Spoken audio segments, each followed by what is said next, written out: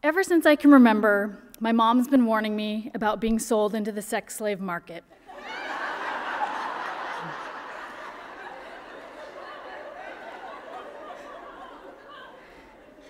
It was just everyday conversation at our breakfast table. Mom's version of a pep talk. Bad men will pay top dollar for a cute blonde kid, Mom would say.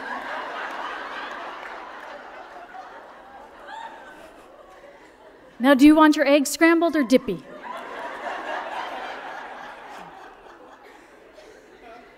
A few years ago, my mother's worrying soared to new heights. I informed her I was going on vacation to Paris for a week, alone. Melanie, you cannot go alone. Someone will follow you home, strangle you, and have sex with your corpse. Mom, gross. Melanie, you must travel with someone. Well, I'm not, so you just have to get used to the idea. After a long, uncomfortable silence, where I could feel heat smoldering through Mom's bedazzled Chico's top,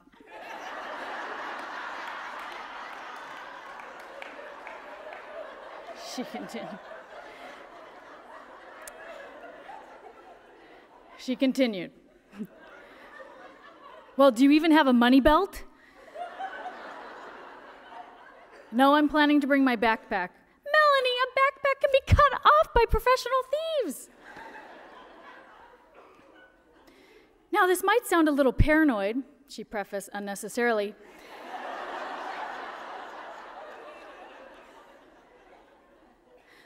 But when you email us about your safety each night, wait, when did I agree to this? Could you always use a code word that we both know ahead of time, just so I know it is really you and not a kidnapper using your laptop?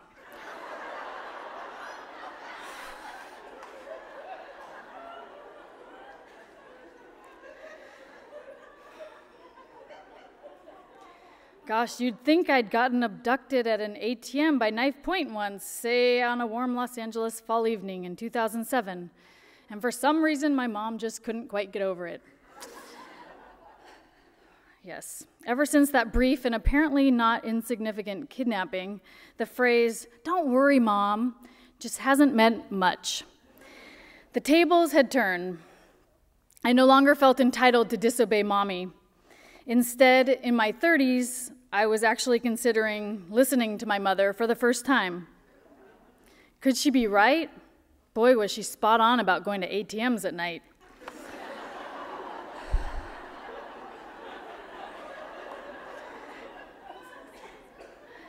I recognized that it was pretty gutsy to travel abroad alone just a year after being held up at knife point for 20 terrifying minutes, but I was only going to Paris, not Baghdad. It wasn't that my mom didn't want me to travel, just the opposite. Her greatest love in life, besides spreading cheese on crackers, is traveling. She and my dad have worn many money belts all over the world. Well, besides the scary places, a list that is quite extensive and slightly racist.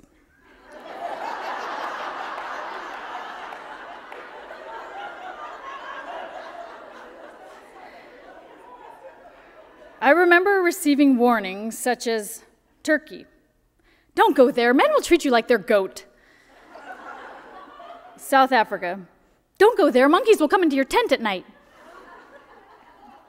Thailand, don't go there, they have tsunamis. But if you go, stay in a high floor in the hotel and check for trees you can clutch onto. But whatever you do, Melanie, do not ride an elephant. It might go rogue because it's sick of being tethered to a spike.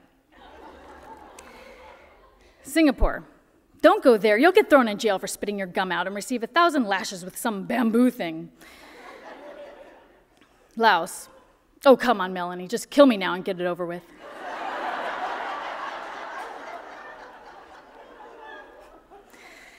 My mom never gave up.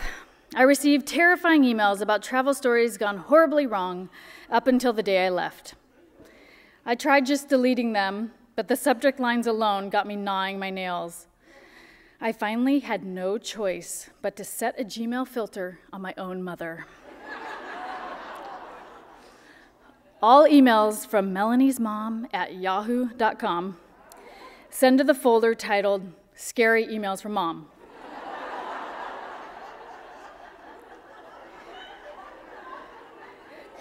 The night before I left for Paris, I made a huge mistake. I checked the SEFM folder. 15 new emails. I only opened the last 2, which turned out too many. The first, if anything bad happens, we will wire you money, although I have no idea how to do that. The second, be careful of little kids who might act cute just so that their scary pimp can jump you.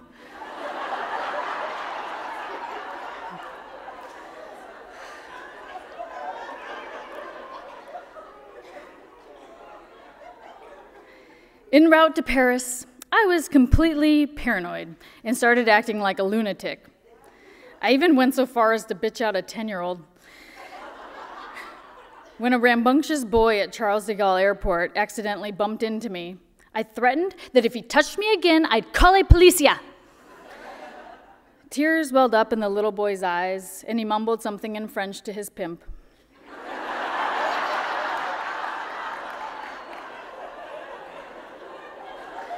Or it could have been his mom.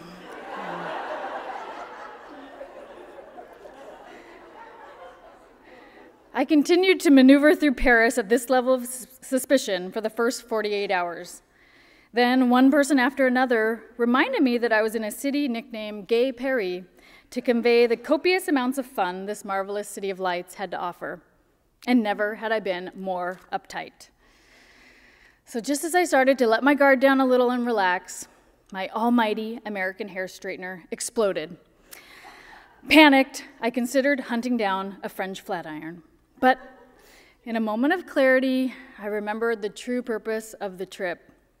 So I threw caution to the wind, I let my naturally curly locks loose, and abandoned myself to the limitless joy to be had in that magical city.